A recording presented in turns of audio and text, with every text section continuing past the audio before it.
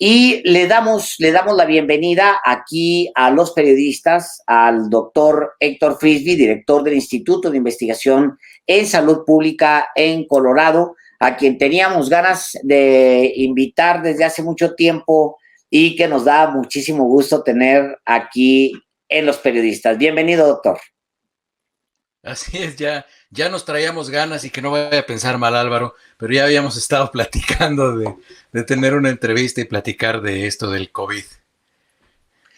Gracias, doctor. Encantado de tenerlo aquí esta tarde. Y bueno, justamente Alejandro acaba de dar a conocer información que es oficial de la Secretaría de Salud, que sí es un asunto delicado y sí ha generado preocupación. Y también, justamente por eso hay que dimensionarlo. Hay personas que fallecieron pese a que habían recibido una o las dos dosis de la vacuna contra la COVID. ¿A qué obedece esto, doctor? Miren, es muy importante que la gente entienda algo. Las vacunas no son vacunas esterilizantes, es decir, son vacunas que previenen enfermedad grave y previenen que la gente muera por la enfermedad. Les recomendé que cuando pasaran aquí al programa tuvieran un cuaderno y una pluma. Pongan 3 columnas. La primera columna es la eficacia de las vacunas. La eficacia de las vacunas es la que determina el laboratorio, la que dice el laboratorio que tienen. Los países hacen pruebas muy pequeñas para corroborar y se compara con los otros países que ya usaron esa vacuna. La segunda columna es la prevención para enfermedad grave y la tercera columna es para hospitalización. Ahí tiene la productora ese esquema para la mayoría de las vacunas que hay ahorita en el mundo. Se lo mandé por si quiere ponerla. La primera columna, la de la eficacia, esa no tiene una relación directamente proporcional a la prevención de enfermedad grave ni a la hospitalización, es decir, es variable. Puede tener una eficacia del 65% o puede tener una eficacia del 94% e igual la protección para enfermedad grave o la protección para hospitalización es muy similar. ¿De qué nos habla la eficacia de una vacuna? Nos habla de la capacidad que tiene una vacuna o un medicamento para invitar al sistema inmunológico que responda de manera tan eficiente como para que proteja a la persona. No protege a la persona para que se infecte, pero la protege contra enfermedad grave. Es por eso que es muy probable, y así va a seguir sucediendo, que veamos gente que se enferma. Claro, aquí lo que hay que entender entonces, doctor, que hay posibilidad real y fuerte de que alguien que ya se ha vacunado pueda enfermar y dependiendo de su organismo va a ser como reaccione a ese bicho como sucede con cualquier otro bicho. Te enfermas y depende de tu organismo cómo respondes a ese bicho. ¿Es correcto, doctor? Claro, es lo mismo que pasa con sarampión y rubiola. Tú te vacunas contra sarampión y rubiola y te puedes infectar y te van a salir 2 que 3 ronchitas, te va a dar calenturita 2, 3 días, pero no te va a dar neumonía, no te vas a morir, no te va a dar encefalitis ni meningoencefalitis por sarampión o por rubiola. Esa es la diferencia y ese es el valor de las vacunas, que cuando se mide, ahí les va, que no es lo mismo, cuando se mide la efectividad, que no es la eficacia, que es la que nos dice el laboratorio, cuando se mide la efectividad, ¿eso qué es? Es cuando nosotros medimos que en una población ya se vacunaron muchos y cómo se disminuyó la enfermedad grave y la mortalidad en esa población específica y entonces ya podemos decidir, esta vacuna es muy efectiva. Porque con base en la eficacia que nos dijeron, se previno la enfermedad grave y se previno la hospitalización y la muerte. Cuando hablamos de hospitalización, habitualmente estamos hablando de terapia intensiva. Doctor, qué bueno que tenemos la oportunidad de charlar con usted para un auditorio que es extenso en México, también en Estados Unidos, en otras partes también del mundo. A mí, yo advierto en su cuenta de Twitter un mensaje que tiene fijado y que dice lo siguiente: cuando se aproxime el final de la pandemia COVID-19, a México lo van a reconocer como el país con el mejor desempeño epidemiológico entre los países en vías de desarrollo, incluso mejor que algunos desarrollados. Sientan orgullo. En un contexto en el que ha sido muy sometido a crítica el manejo de la pandemia en México, por supuesto, por críticos del gobierno de Andrés Manuel López Obrador, una opinión como la suya, pues sí, distorsiona, déjeme decirlo de esa manera, o mete ruido porque el consenso en un sector muy importante, sobre todo que tiene una presencia mediática aplastante en nuestro país, pues sí es muy peculiar, por decirlo de esa manera. Fíjate, Álvaro, que como dice un viejo refrán, yo soy responsable de lo que escribo, no de lo que entienden. Y ese tuit dice que México va a ser reconocido. Ahí no hablo del gobierno, no hablo de ningún político, de ningún secretario ni ningún subsecretario. México es un país. Y la gente, cómo responde la gente, cómo le proponen los gobiernos que actúen. Y estoy hablando de los gobiernos locales, regionales, federales. Ya si alguien lo quiere tomar y hacer una hipérbola y pegarle a X o a Y político, pues esos ya son sus ascos personales. Y en eso yo no me meto. Cada quien odia a quien quiere. Pero visto desde el punto de vista de salud pública, yo lo veo desde Estados Unidos. La estrategia que tiene México es muy similar a la que tiene el estado de Colorado, en donde yo soy invitado como embajador del programa de vacunación del Departamento de Salud Pública de aquí.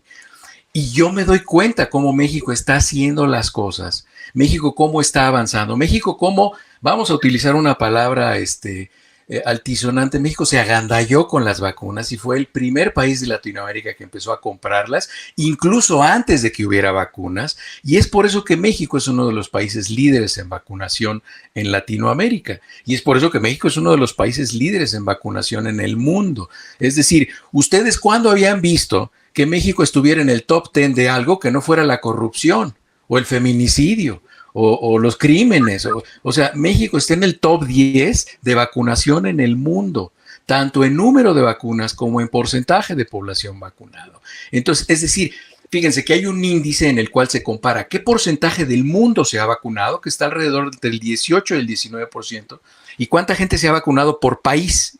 El porcentaje de México está alrededor del 25 o 26% que tienen por lo menos una dosis. Entonces, si ustedes sacan la cuenta de ese índice, México está muy por arriba del promedio mundial.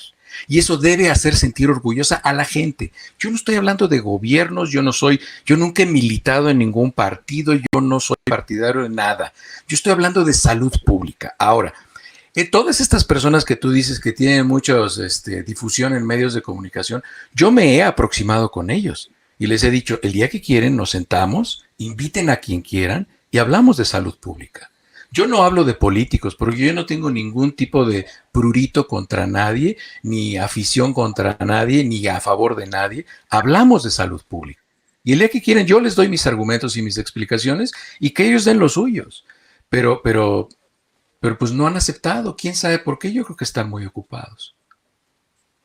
Doctor, México enfrentó al mismo tiempo, sí, bueno, la pandemia de coronavirus, pero sus mismas debilidades.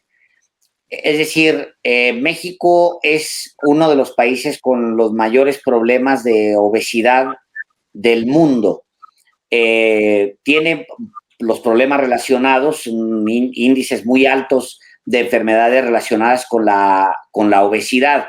Es siempre el primero, segundo, le pega a diabetes y anda en los primeros, segundos lugares vinculado con la obesidad. Obviamente es el producto de muchos años, 40 años de políticas públicas que descuidaron a la población, que se dedicaron básicamente a convertir en negocio todo, absolutamente el sector salud, pero también las escuelas, porque las tienditas se convirtieron en los centros de expendio más importantes para las marcas de panecitos y de galletitas y de toda la comida chatarra. Y esto pues tuvo México que enfrentarlo al mismo tiempo que enfrentó la pandemia. Se han dado algunos pasos. Importante, el impuesto al refresco, por ejemplo. La guerra que se mantiene con el refresco es ejemplar incluso en el mundo. Y lo que se está viendo con todo el tema de las azúcares. En fin, hay pasos que no se han dado en toda América Latina, por ejemplo, o en el mundo desarrollado, que México ya lo hizo. El impuesto al refresco es el mejor ejemplo de ello.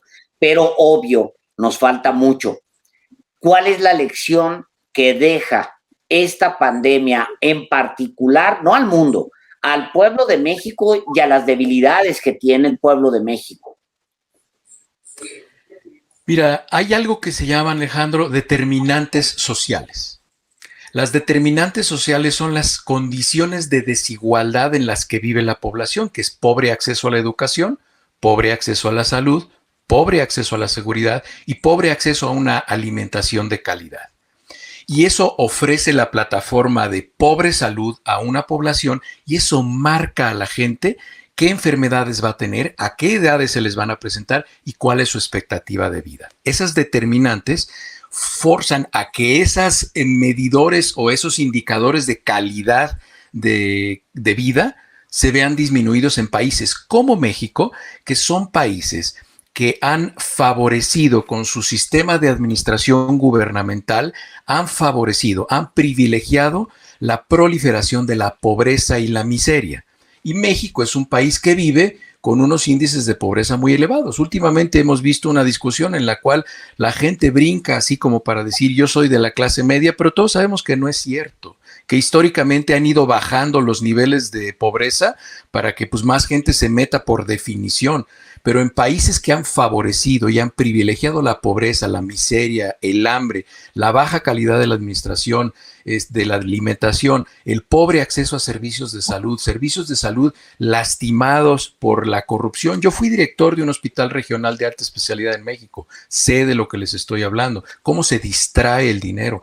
Cerca del 40 o el 50% del dinero se pierde. Nadie sabe dónde está. Eso le pasó al Seguro Popular. Entonces, en un país que privilegia todo eso, obviamente una pandemia los toma, pero desprevenidos, o sea, les da una sorpresa muy grande y es por eso que vemos que está esa fragilidad. Ahora, en salud pública, ¿qué se puede hacer ante un brote, una epidemia o una pandemia? Que es el surgimiento de una enfermedad infecciosa local, regional o en un continente o ya en todos los continentes. Lo que se pueden hacer son dos estrategias. La primera no funciona, la segunda sí. La primera es reaccionar ante lo que va sucediendo. Y esa es muy mala. Incluso ahí tiene el presidente de México una frase que dice que creo que es de Benito Juárez, el pronóstico de la reacción es imposible o algo así. No me la sé. Y la segunda estrategia que se puede seguir es la prevención. Eso es lo que debe aprender México, Alejandro, la prevención. ¿Cómo vamos a prevenir las enfermedades? Todas estas enfermedades que tú mencionaste, fíjate que tú ya adquiriste un conocimiento médico empírico. Todas estas enfermedades que tú mencionaste tienen un factor común que se llama daño endotelial. Es muy fácil esto, no es tan complicado. El endotelio es la capa, endo es adentro, telio es la telita, es la capa de adentro de las arterias. Ese es un filtro que protege qué va a pasar o qué no va a pasar de las arterias hacia afuera. Y eso protege para que no se hinchen los tejidos, es decir, para que no haya edema, para que no se hinchen las piernas, para que no se hinche el cerebro, los pulmones. Si ustedes se acuerdan, los pacientes que tenían COVID desarrollaban algo que era trastornos de la coagulación, edema, les daba edema cerebral, tenían convulsiones y morían. Bueno, cuando hay daño endotelial causado por hipertensión, por diabetes, por obesidad, por todas estas enfermedades metabólicas que están relacionadas con la pobreza, la miseria, la mala alimentación, la falta de medicina preventiva, tenemos una cantidad de población que cuando se enferme de lo que ustedes quieran va a tener un peor pronóstico. Y entonces, ¿qué es lo que tiene que hacer México?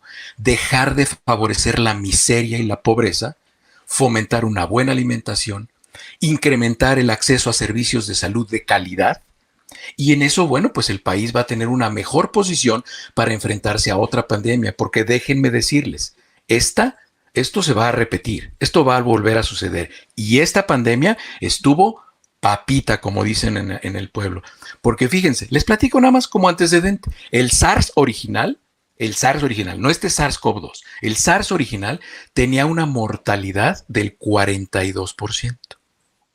Y ya se puede definir la mortalidad porque ya pasó. Ahorita, cuando está activa la pandemia, no se puede hablar de mortalidad. Si alguien habla de mortalidad, no sabe de lo que está hablando. Ahorita se llama letalidad. La letalidad es el estudio dinámico de cómo va muriendo la muerte en una pandemia activa, o en una epidemia activa, o en un brote activo. La mortalidad de SARS original, del 2002, fue del 42%. De esta es menos del 3%. Imagínense que casi el 50%, exacto. Ajá. A ver, ahí me pone usted a temblar. Es decir, que si el SARS, que se controló, se pudo controlar pronto, si el SARS se hubiera convertido en el bicho de esta pandemia, o sea, sería un cementerio el planeta. Así como pasó con la epidemia o con la pandemia de influenza, como ha pasado históricamente, claro que puede pasar. Claro que puede pasar. Y espérate, y hay otro peor, el MERS, que es también un coronavirus. ¿Por qué se controló el SARS? Porque habitualmente los coronavirus necesitan un mamífero intermedio para pasar al hombre. En el SARS fue el pangolín, que es como armadillito, que solamente lo hay en Asia. Y como no hay pangolín en todo el mundo, por eso se controló. El que tiene el control de la pandemia no es la Secretaría de Salud, ni la FDA, ni el CDC, es el virus.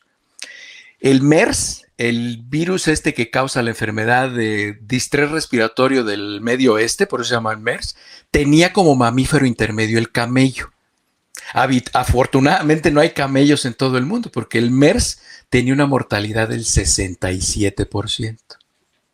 Entonces imagínense que nos cae uno como esos. Ese sí nos pasa a dar un buen baile. A ver, doctor Héctor Frisby, a mí, cuando estaba usted hablando hace un momento sobre cómo no esta pandemia, que es evidente que no ha terminado, pero habrá otras. El sistema de salud de México estaba y sigue en una situación de deterioro.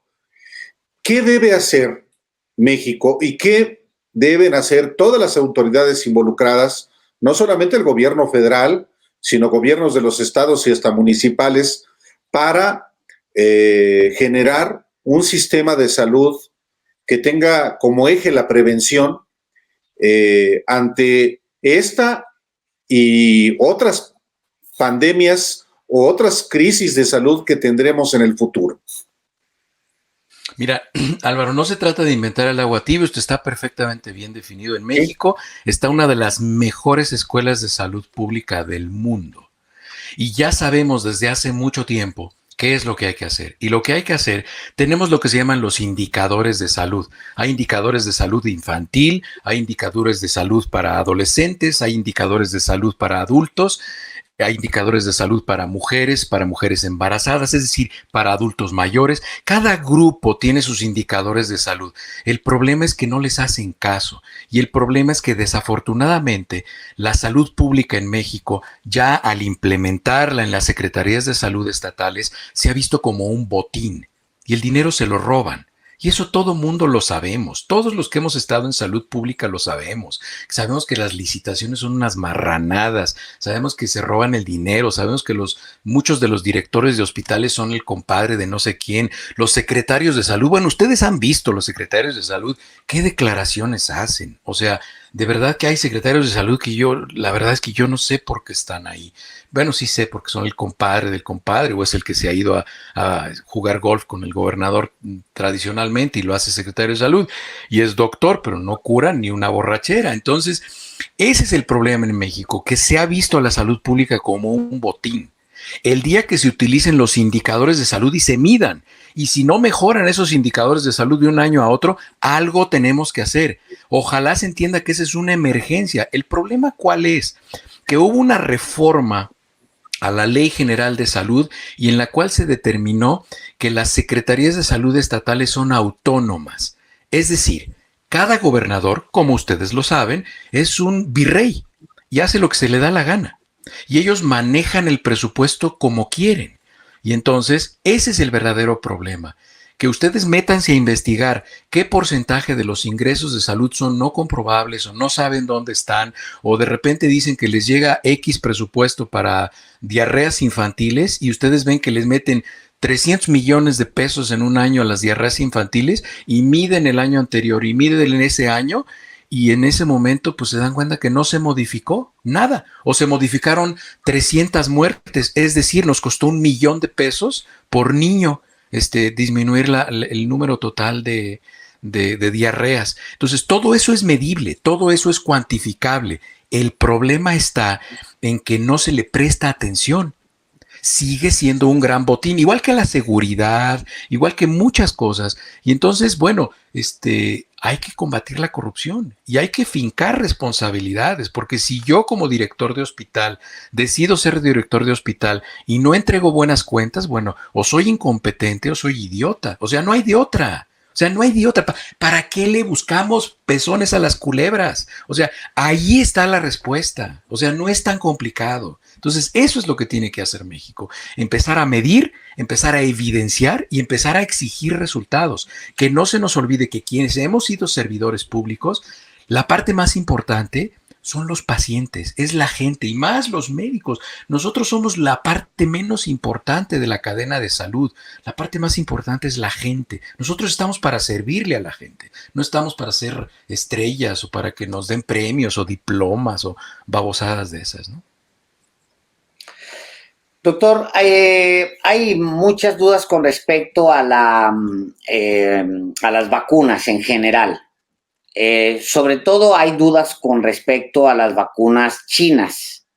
Yo puedo sospechar que puede ser campaña de las farmacéuticas que tienen una mayor presencia en Occidente, que son obviamente, pues sí, Pfizer, la de Johnson & Johnson, la que fabrica Moderna, en fin, puedo sospechar de esa parte.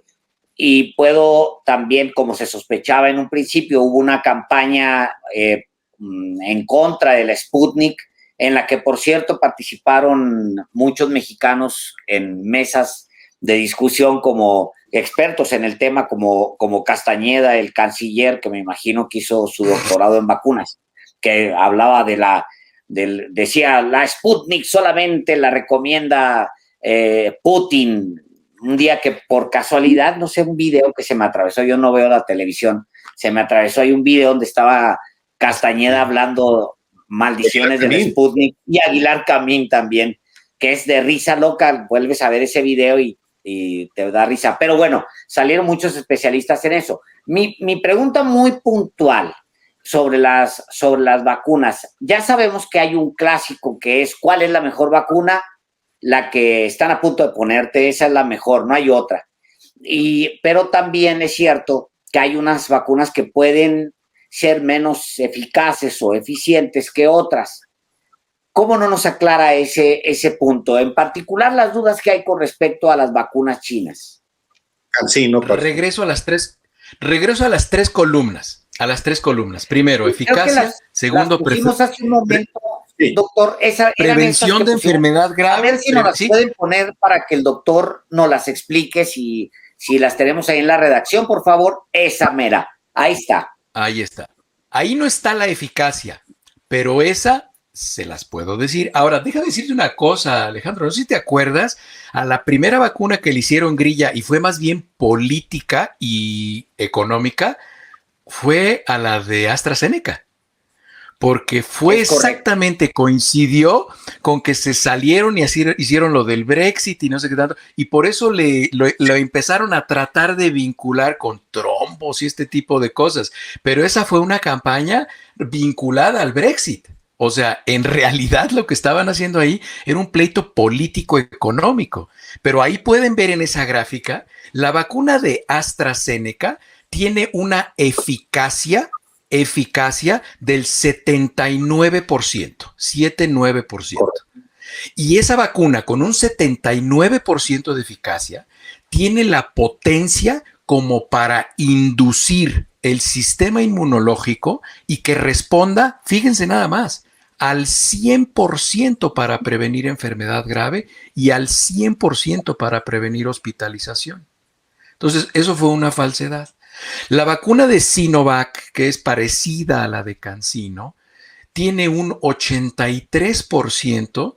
La única diferencia que hay entre Sinovac y CanSino es que es una de una dosis y otra es de otra dosis, pero las dos, esta de Sinovac es con coronavirus y inactivado, y la de CanSino es una vacuna que utiliza vector viral adenovirus 5. Ahorita les platico un detalle del adenovirus 5, que es otro pero que le están poniendo algunas personas. Esta tiene una eficacia del 65.3%, la de CanSino. La eficacia es del 65.3%. Fíjense que no está muy por abajo la de AstraZeneca. Y la de CanSino tiene la capacidad de inducir al sistema inmunológico para que tenga una protección de enfermedad grave de alrededor del 85% y prevención para hospitalización del 100%. ¿Qué significa esto de prevención para enfermedad grave del 85%?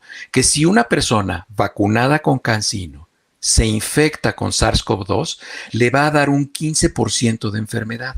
Es decir, le va a dar una gripita chiquita y se va a curar. Y nunca va a llegar al hospital. Eso es lo que significa. Por eso son útiles estas terceras columnas. Entonces, fíjense, por ejemplo, las vacunas más alabadas son, por ejemplo, la vacuna de Pfizer.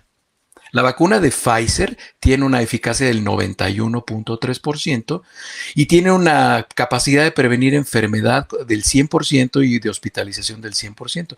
Se me pasó decirles la eficacia de la de Sinovac, que es la que tienen ahí en el cuarto renglón. La eficacia de Sinovac, agárrense. La eficacia es del 50.4%. Es la que tiene la eficacia más baja de todas, la de Sinovac. Pero ya vieron cómo previene enfermedad grave. Y ya vieron cómo previene hospitalización. Es decir, la de CanSino es mejor que la de Sinovac y vean cómo previene la de Sinovac. Es decir, no hay vacuna mala y no tiene nada que ver la eficacia con la potencia que tienen para convocar al sistema inmunológico para producir no anticuerpos anti-COVID, porque esa es otra tranza que están haciendo en México y otra estupidez que dicen algunos, entre comillas, expertos, que yo no sé si sean de verdaderamente expertos o sean malintencionados, porque aquí solamente hay dos opciones: o son idiotas y no saben de lo que hablan, o tienen malas intenciones. Porque a una persona que la vacuna con fracciones virales, con vectores virales, con adenovirus que contienen fracciones virales, nunca le van a salir positivos los anticuerpos a SARS-CoV-2, porque nunca se expuso a SARS-CoV-2, solamente que ese paciente ya haya sido infectado. Y entonces, ¿qué es lo que le tenemos que medir? Le tenemos que medir unas cosas que se llaman anticuerpos neutralizantes o linfocitos T4 activados para SARS-CoV-2. Eso es lo que se activa con la vacuna. Eso es exactamente lo que se activa. Por eso no son vacunas esterilizantes, porque no hay anticuerpos contra SARS-CoV-2. Hay anticuerpos contra fracciones de ese virus, que cuando mi sistema inmunológico ataca a SARS-CoV-2 y le quita esas partes al virus, ya no se puede reproducir, ya no puede sobrevivir y se muere. Y entre el que pasa eso de que lo destruyen y el virus se muere, entonces medio me enfermo poquito y luego ya me curo. Eso es lo que pasa con las vacunas. No es tan difícil entenderlo. Por eso yo les he ofrecido siempre a las personas que ponen una y otra cosa en Twitter que estoy para servirles. Oiga, doctor, le quiero yo preguntar, a riesgo bueno, no me voy a salir del tema, porque finalmente es parte de lo mismo. Se generó una polémica en el caso de la Ciudad de México por dosis que se administraron a habitantes de la Ciudad de México, específicamente en la alcaldía Cuauhtémoc, porque la propia autoridad reconoció que se administraron de un solo vial hasta 7 dosis a pacientes, cuando la recomendación de Pfizer era que solamente podían administrarse 6 dosis por cada vial. Es posible y que puedan de cada vial aplicarse, aprovecharse, quizás sea la palabra, 6 dosis? Está perfectamente bien definido cuántas dosis tiene cada botellita, cada vial, como le dices tú, cada frasco ámpula. Tiene bien determinado si son 5 o 6 dosis. No se puede jugar con eso. Y habitualmente, déjenme decirles una cosa, probablemente en algunos lugares hagan eso porque saben siempre que cuando se determina la dosis en volumen de la vacuna, siempre hay un 30% de rango de seguridad, es decir, si a mí me recomiendan que ponga medio mililitro, pues puedo poner un 30% menos y va a seguir siendo eficaz la vacuna. Y entonces probablemente lo que hacen es que se ahorran ese 30% por dosis. Lo que pasa es que, bueno, pues ahí ya se está jugando como con el filo de la navaja, ¿no? Pero puede ser que lo hagan como estrategia, que no es adecuado hacerlo, pero lo pueden hacer. Es inapropiado hacerlo, pero sí se pueden sacar más. Esa sería la explicación sencilla de por qué lo hacen, pero está mal hecho. No se debe hacer. Correcto. Pues hay muchas preguntas, muchas preguntas más que queremos hacerle. Así que, pues, prometido que tenemos que invitarlo a más seguido aquí a los periodistas, porque además, lo dice usted, doctor, lo dice muy bien, pues ahora nos fue medianamente bien con este bicho, porque nos pudo ir peor y es escalofriante. La última pandemia fue hace 11 años, o sea, la siguiente va a ser dentro de 5, ¿cómo va a estar esto? No sabemos. ¿Quién tiene el control de las No pandemias? sabemos. Los virus, cuando se les dé la gana. Y otra, nada más un detalle ya para despedirme. Anda mucha gente preguntando cuándo va a ser la siguiente vacuna, que si nos vamos a tener que volver a vacunar. Se comparó la forma en la que este virus está presentando mutaciones. Otra cosa, 3 columnas, mutaciones, que son cambios muy frecuentes de los virus, variantes, cepas. Son 3 cosas diferentes. Ahorita lo que tenemos son variantes. El día que haya un cúmulo de mutaciones que hagan una variante biológicamente relevante, que sea más mortal y todo esto, ascenderá en la jerarquía infecciosa a ser una cepa. Y en ese momento necesitaremos otra vacuna, porque seguramente esa cepa tiene la capacidad de evadir las vacunas que tenemos actualmente. ¿Cuándo va a suceder eso? Calculamos cuando hemos comparado cómo se está mutando SARS-CoV-2 y lo comparamos con influenza, calculamos que va a ser que entre 4 y 5 años. Es decir, nos vamos a tener que volver a vacunar contra COVID en el 2025, 2026, muy probablemente. Carajo. Y en ese sentido cobra enorme relevancia, doctor, el que México fortalezca su infraestructura para la fabricación de sus propias vacunas. Ya lo vimos. ¿Qué países están controlando ahorita la velocidad de la prevención? Los que fabrican sus vacunas. El error fue en el 2009, cuando hubo la pandemia de H1N1, México pidió un préstamo de $1,000 millones de dólares, o una cantidad brutal de dinero para producir la vacuna. ¿Y qué creen? Se perdió el dinero. Y como consecuencia de eso, Birmex restringió mucho la producción de vacunas. Entonces, por eso les digo, desafortunadamente en México la salud pública se ha visto como un botín de bandidos desvergonzados, y eso es lo que tiene que dejar de suceder en México. México hace 30 años, México era un exportador de vacunas a 22 países. Ahorita México importa vacunas. Cada quien que llene los espacios con lo que quiera. Lo que no tiene madre ni padre es justamente eso, que hace 11 años fuimos el epicentro de una pandemia, pedimos el dinero y el dinero para fortalecernos porque fuimos epicentro de una pandemia y no sabemos dónde quedó el dinero. Era obvio, Felipe Calderón. ¿Y quién iba manejando el barco ahorita? Se atreve a estar criticando cómo están manejando el barco. Nada más.